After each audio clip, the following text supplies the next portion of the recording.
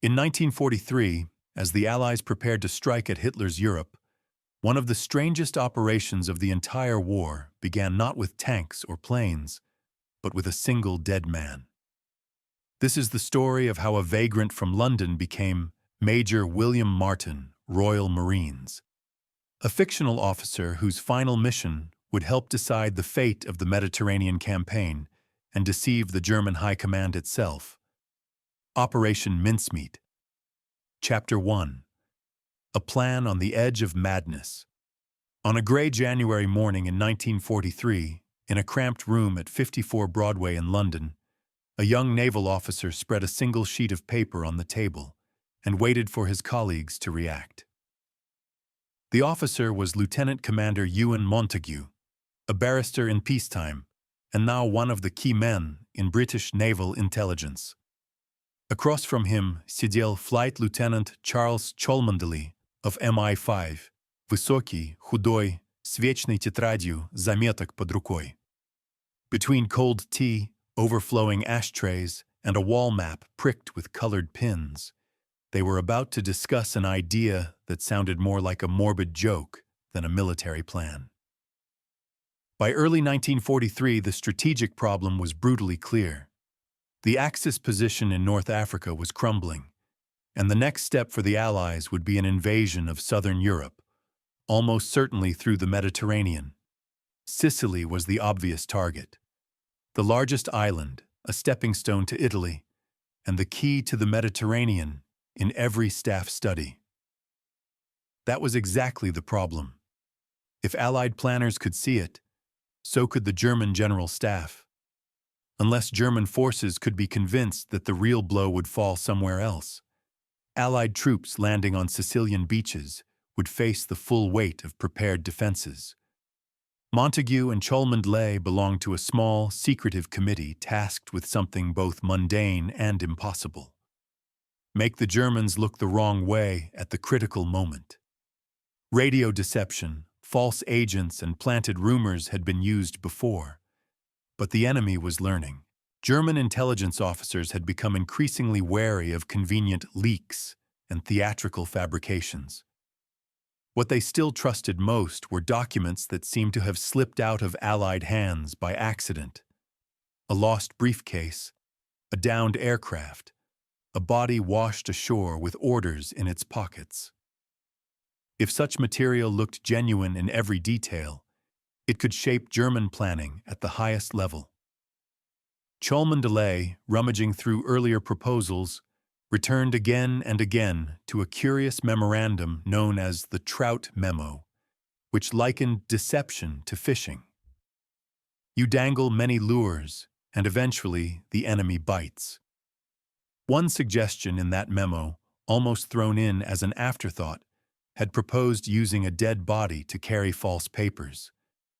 It had been ignored as too grotesque and impractical. Now, with the Mediterranean offensive approaching, the grotesque suddenly looked useful. What if a drowned British officer, carrying top-secret documents about Allied intentions, appeared off a neutral coast, known to be crawling with German agents? Montague's paper put the idea into cold, legal English. They would acquire a suitable body, give it a complete false identity, and equip it with personal effects and official papers that pointed convincingly to Allied landings in Greece and Sardinia rather than Sicily. To succeed, nothing could smell of theater. The man would need a full life on paper: a name, rank, unit, bank card, love letters, cigarette stubs, even receipts. His uniform and briefcase would have to match current regulations down to the smallest button. The fake operational letters inside must sound like real correspondence between senior officers, complete with small mistakes, personal asides, and references only insiders would catch. Before anyone could agree, the plan had to survive a barrage of hard questions. Was it legal to use a corpse this way? Lawyers from the Admiralty were consulted discreetly, asked to comment on a hypothetical case without being told the full story. Could a body be kept in cold storage for weeks, transported in a sealed container on a submarine, and then released at sea without obvious signs of tampering? Naval doctors weighed in on the state of a body that might plausibly have drowned after a plane crash. Even the chemistry of seawater, temperature of coastal currents, and the likely condition of a body after days in the water were discussed in chilling detail. The stage they chose for this macabre drama was the southern coast of Francoist Spain, near the town of Huelva. Spain was officially neutral, but German intelligence officers had deep roots in the region, and many local officials were sympathetic to Berlin. British diplomats had long observed a pattern. When sensitive British material appeared in Spanish hands, German agents usually got access to it. If a British officer's body washed ashore there, carrying documents marked personal and most secret, Spanish authorities would almost certainly examine the papers, then quietly allow the Germans to see them before returning anything to the British embassy. In one closed-door meeting after another, senior officers tested the plan against their fears. What if the Germans saw through it? What if they recognized that the body had not died in a plane crash at all? What if the Spanish, out of unexpected efficiency or fear, simply handed everything back to the British unopened? And the darkest question of all, what if the deception worked too well, and German forces were moved in ways the Allies had not predicted? A single corpse in Spanish waters could, in theory, shift divisions, air units, and entire fleets. Yet the potential gains were too great to ignore. If the Germans could be persuaded that Greece and Sardinia were the main targets, they would divert troops, aircraft, and coastal defenses away from Sicily. Every battalion moved in the wrong direction would translate into fewer guns and fewer mines facing the real invasion force. The success of the entire Mediterranean strategy and the lives of thousands of soldiers who would hit Sicilian beaches later that year might depend on whether one dead man's pockets told a convincing lie. In the end, the objections were not so much resolved as swallowed. In a modest office, far from the noise of air raid sirens and the clatter of typewriters in the main Admiralty building, the key decision-makers gave their approval. The deception plan was given a code name that matched its grim humor: Operation Mincemeat. With that single word, a moral line was quietly crossed. Somewhere in Britain, they would need to find a man who had died alone and unnoticed, and turn him into Major William Martin, Royal Marines, a fictional officer whose final mission would begin only after his life had already ended. Chapter 2. Building Major Martin. The first problem was the most delicate: finding a body. In early February 1943, Ewan Montagu placed a discreet phone call to Sir Bernard Spilsbury, Britain's most famous pathologist, and the man who had solved some of the country's most notorious murder cases. Spilsbury had advised the intelligence services before, always with professional discretion. This time, however, Montagu's request was unusual even by wartime standards. They needed a body, a man in his 30s, recently deceased, with no family asking questions and no obvious signs of disease that would give away the deception under Spanish autopsy. The death should appear consistent with drowning after an aircraft accident at sea. Spilsbury listened without interruption, then gave his answer. It could be done, but the window was narrow. Bodies suitable for the operation were rare, and once found, preservation would become critical. The corpse would need to be kept in cold storage at exactly the right temperature, cold enough to prevent decomposition, but not frozen solid in a way that would be detected later. After several weeks, Spilsbury and a young coroner named Bentley Purchase located a candidate: Glyndwr Michael, a 34-year-old Welsh vagrant who had died on January 28th in a London hospital after ingesting rat poison containing phosphorus. The death was ruled suicide. Michael had no close family, no fixed address, and no one who would ask where his body had gone. The cause of death posed a potential risk. Phosphorus poisoning damages the liver, and a thorough Spanish autopsy might detect abnormalities inconsistent with drowning. But Spilsbury made a cold calculation. Spanish pathologists in a small coastal town, examining a body that had spent days in the water, were unlikely to perform the kind of detailed internal examination that would reveal the truth. The external signs, bloating, discoloration, and fluid in the lungs from immersion, would dominate their findings. It was a gamble, but every part of Operation Mincemeat was a gamble. Glyndwr Michael's body was quietly transferred to a military morgue and placed in a secure refrigeration unit. The man who had died alone and forgotten in a hospital ward was about to receive a new identity, a military rank, and a role in one of the war's strangest operations. While the body was being stored, Montague and his team turned to the second challenge, creating a fictional life detailed enough to fool trained intelligence officers. The man would be called William Martin, a captain in the Royal Marines, temporarily attached to Combined Operations Headquarters. The name was chosen carefully, common enough not to stand out, but real enough to exist in military records where dozens of other Martins served. If German agents checked British casualty lists and found a Captain Martin among the names, it would seem plausible. But a name and rank were not enough. Major Martin, promoted posthumously in the fictional narrative, needed a personality, habits, and a past. Charles Cholmondeley, who had a knack for theatrical detail, took charge of constructing the personal effects. He began with identity documents, a naval identity card, number 1838228, issued with a recent photograph. The photograph itself was a problem.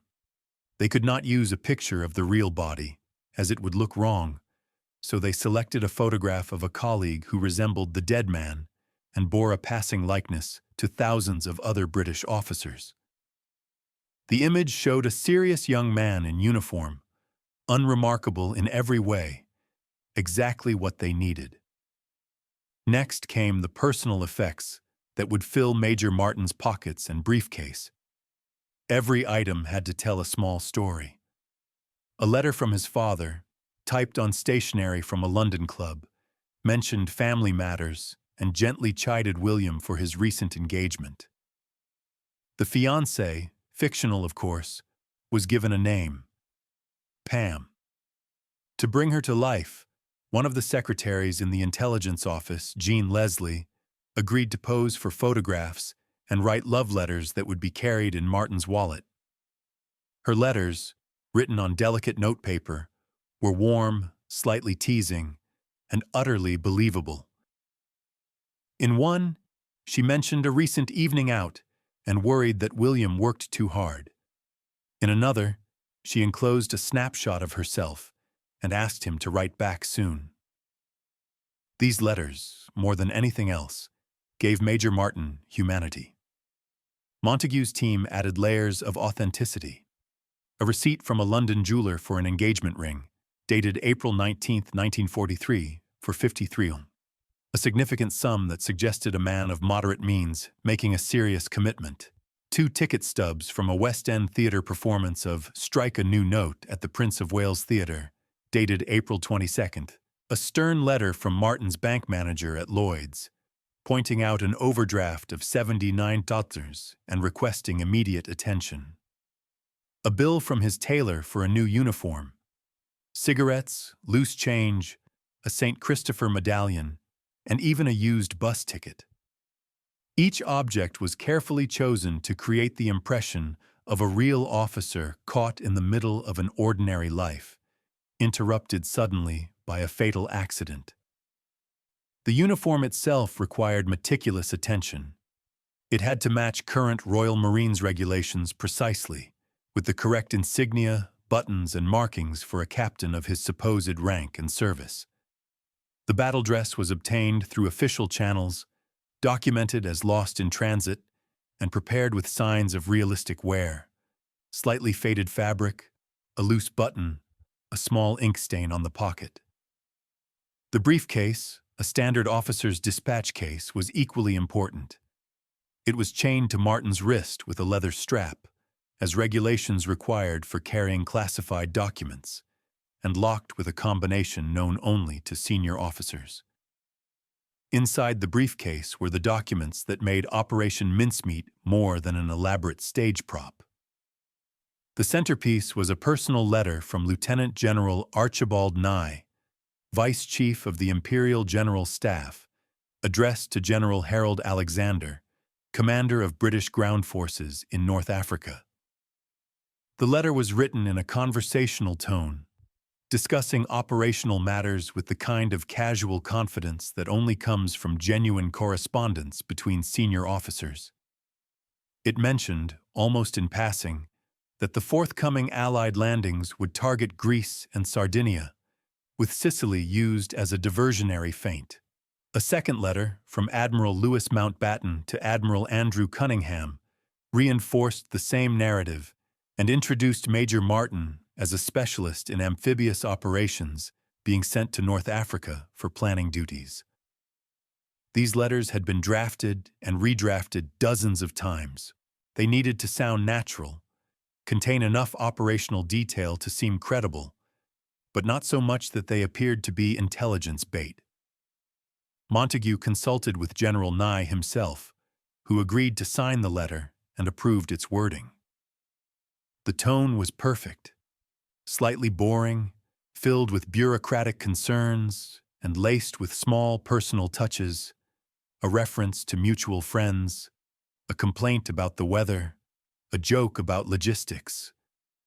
It was the kind of letter a real general would write, and that made it devastatingly effective. By late April 1943, Major William Martin was ready. He had a face, a fiancé, debts, theater tickets, and a mission. The body of Glyndwr Michael, dressed in a Royal Marines uniform and carrying a lifetime of fabricated memories, was placed in a specially designed canister filled with dry ice to preserve it during transport. The canister, labeled Optical Instruments, was loaded aboard HMS Seraph, a British submarine commanded by Lieutenant Norman Jewell. On April 19th, the Seraph slipped quietly out of Holy Loch in Scotland and set course for the southern coast of Spain. Inside the canister, Major Martin waited for his final deployment, a mission that would begin only when his body was released into the cold waters off Huelva, where the currents, the tides, and the carefully calculated movements of Spanish fishermen and German spies would determine whether one of the strangest gambles of the war would succeed or fail. Chapter 3. A Body in Spanish Waters. In the early hours of April 30th, 1943, the sea off the coast of Huelva was almost unnaturally calm. The submarine HMS Seraph lay just below the surface, engines humming softly, her crew moving in hushed, practiced motions. In the control room, Lieutenant Norman Jewell checked his watch for the third time in as many minutes. The timing mattered. The body had to be released close enough to shore for Spanish fishermen to find it, but far enough out that discovery felt accidental rather than staged. Above them, the thin gray line of dawn was beginning to form on the horizon. When the order was given to surface, the crew moved with the quiet efficiency of men who understood they were participating in something strange and important, even if they did not know all the details. On the forward casing, several sailors wrestled the metal canister into position. The label, Optical Instruments, was already streaked with salt.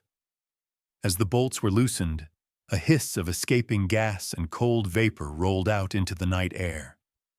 Inside, wrapped in a life jacket and dressed in Royal Marines uniform, lay the body that was no longer Glyndwr Michael, but Major William Martin, Royal Marines. Jewel stepped onto the casing, the wind tugging at his coat, and looked down at the still figure as the lid came free. For a brief moment, everything else, the war, the charts, the briefings, fell away. There was just a dead man, pale and swollen from weeks in the canister, about to be pushed into the sea for a purpose he would never understand. Jewel hesitated, then forced himself back into the role of naval officer. "We will commit the body to the deep," he said quietly to his second-in-command. There was no formal burial service, but some of the men bowed their heads instinctively. The chain that secured the briefcase to Martin's wrist was checked one last time. The leather strap was tight, the clasp firm. Inside the case, the letters from Nye and Mountbatten rested atop other documents, as if this were any ordinary courier's load. Jewel walked closer, studying the face in the dim light. The features were bloated and discolored, but the uniform was correct, the life jacket properly fitted. Beside him, one of the officers muttered, half to himself, "Poor devil, let's hope it's worth it." On Jewel's order, 2 sailors carefully lifted the body to the edge. The sea slapped quietly against the hull, dark and indifferent. For a heartbeat, the corpse balanced there, suspended between steel and water. Then, with a final heave, they let go. Major William Martin slipped into the Atlantic with barely a splash, the yellow life jacket keeping him afloat as the current began to take hold. The chain glinted once in the faint light before vanishing beneath the surface. HMS Seraph did not linger. As soon as the canister was secured and the deck cleared, Jewel ordered the submarine to dive. The boat slid beneath the waves, leaving no trace of what had just happened. In his logbook, Jewel recorded a simple, sanitized entry, nothing that would reveal the true nature of the mission. Later, in a private letter, he would admit that watching the body drift away in the half-light had been one of the most unsettling moments of his command. A few hours after Seraph disappeared into deeper waters, the fishermen of Huelva began their morning routines, pushing small wooden boats out into the bay. One of them, a man named José Antonio Rey, noticed something unusual bobbing in the water not far from his nets. The shape of a man in a life jacket, face turned towards the sky. As his boat approached, he saw the uniform, the pale skin, and the leather case strapped to the corpse's wrist. For a moment, he thought of dragging the body into his boat and pretending he had not seen the briefcase. But the chain, the uniform, and the fear of authorities made him think again. By mid-morning, the Guardia Civil had cordoned off the small patch of beach where the body was brought ashore. A curious crowd gathered at a distance, whispering about the drowned English officer. The smell of salt, seaweed, and decay hung in the air. The local police inspector, unused to dealing with international incidents, stared at the briefcase as if it might explode. After some hesitation, he ordered that the body and the case be taken to the civil governor's office, and that the British vice-consul be informed. The first link in the delicate chain was holding. The British vice-consul in Huelva, Francis Hazelden, arrived soon after, maintaining an air of professional concern. He recognized at once that this must be the man London had warned him to expect, though he had been told only the bare minimum of details.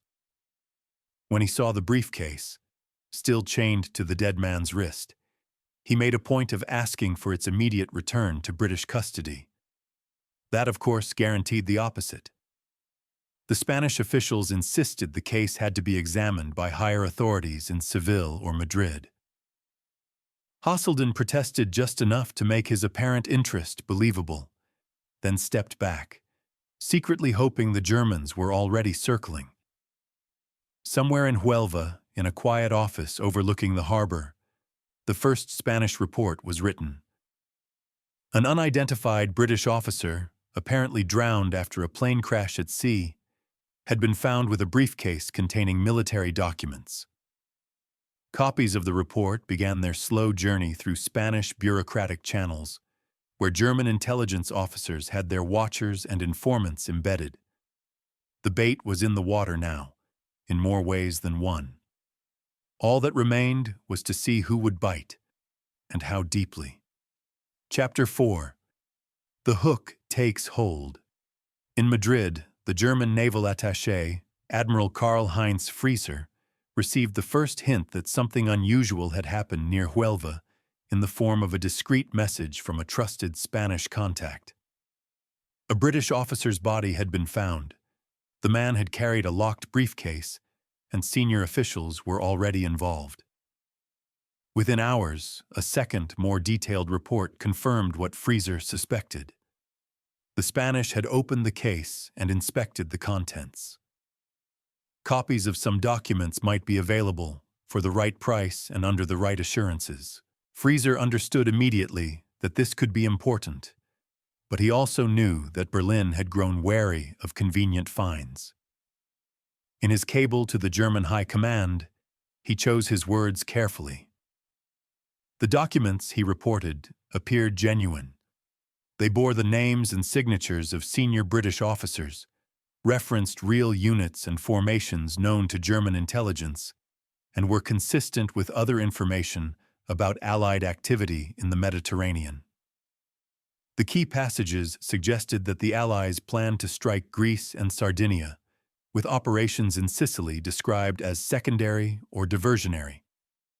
If it was a deception, it was an extraordinarily elaborate one. In London, meanwhile, Ewan Montagu and his team lived through some of the longest days of the war. They knew from diplomatic traffic that the body had been found, and that the Spanish had indeed opened the briefcase, despite formal assurances to the contrary. Subtle clues in the returned documents, scratches on seals, faint impressions from drying, microscopic fibers, confirmed that the letters had been read and resealed. But had the Germans seen them? That was the question that gnawed at everyone in the committee rooms beneath Whitehall. Montagu tried to maintain an air of detached professionalism, but even he could not fully hide his tension.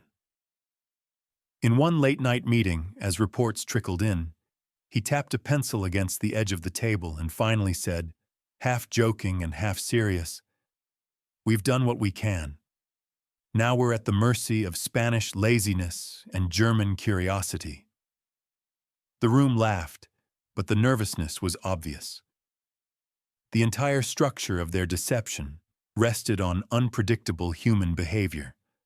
A clerk who might copy a page, a German officer who might insist on seeing the file, a Spanish official who might decide to show off his importance by sharing secrets with Berlin.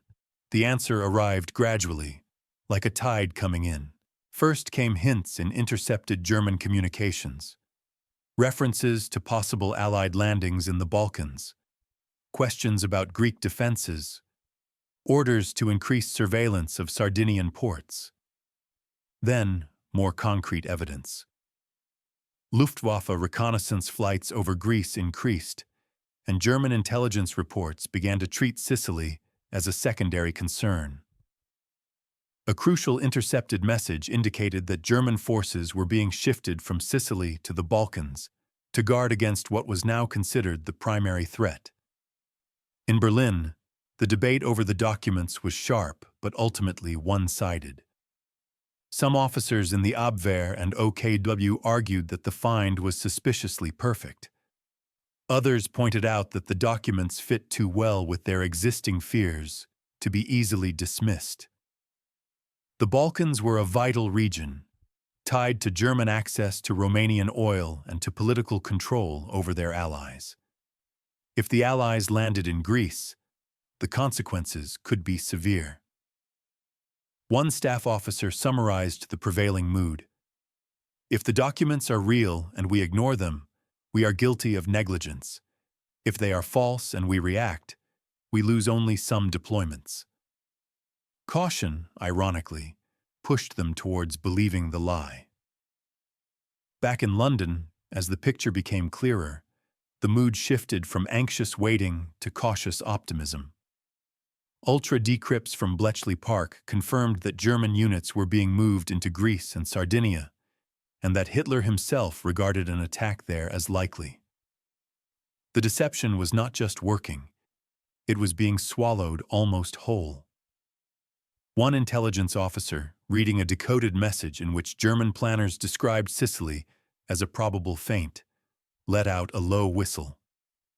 "Poor Major Martin," he said. "He's doing more for the war effort dead than most of us have managed alive." The final proof came in July 1943, when Operation Husky, the real invasion of Sicily, began. Allied troops who stormed the beaches near Gela, Pacino, and Syracuse met resistance, but not the overwhelming, fully prepared defenses that had been feared. German and Italian forces on the island were fewer and less coordinated than Allied planners had anticipated in their worst-case scenarios. Anti-aircraft and coastal defenses, while present, were not reinforced to the degree that would have been expected if Sicily had been considered the primary target. As reports came in from the front, detailing lighter-than-expected opposition and confused Axis responses, Montague and his team allowed themselves a rare moment of satisfaction. The risk, the moral compromises, the obsession with tiny details, the love letters, the bus tickets, the bank overdraft, had all fed into this moment. Major William Martin, a man who had never existed in life, had shaped the movement of divisions and ships across an entire theater of war. Later, after the war, a simple grave in Huelva would bear the inscription, "William Martin, Major, Royal Marines." Only years afterward would the name Glyndwr Michael be added discreetly, acknowledging the real man behind the fiction. But in 1943, no one outside a tiny circle in London knew that story. For the world, and for the German High Command, Major William Martin remained exactly what he had been crafted to be: a loyal British officer who had died in service to his country, carrying secrets that changed the course of a campaign, and perhaps shortened the war itself. When Allied troops finally landed in Sicily in July 1943, they met resistance, but not the full, concentrated fury the Germans could have brought to bear. Units that might have been waiting on Sicilian cliffs were scattered across Greece and Sardinia, chasing a phantom threat born in the pockets of a dead man. For years, the grave in Huelva simply read, "William Martin, Major, Royal Marines." Only later would the world learn the real name behind the fiction: Glyndwr Michael, a Welsh drifter whose lonely death became one of the most remarkable deceptions in modern warfare. And so, in a war of armies and empires, one of the most decisive moves was made not by a famous general, but by a man who never knew he was part of the story at all.